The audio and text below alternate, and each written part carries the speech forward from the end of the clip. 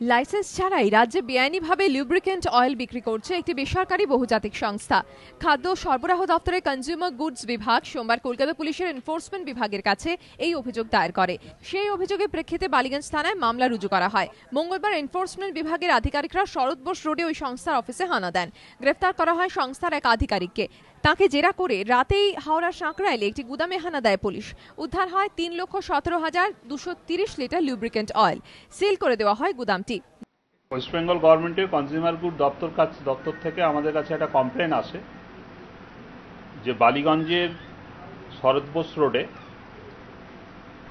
পেট্রোনেস marketing India private limited বলে একটি company আছে। এই company without any licence lubricating oil ওখান থেকে ওনারা বিক্রি করেন অথবা ডিস্ট্রিবিউট করেন। প্রায় 3,17,230 লিটার লুব্রিকেটিং অয়েল যেটা উইদাউট লাইসেন্সে ওখান থেকে ডিস্ট্রিবিউট হতো সেটা সিজ করা হয়, যার আনুমানিক মূল্য হচ্ছে 3.5 কোটি টাকা।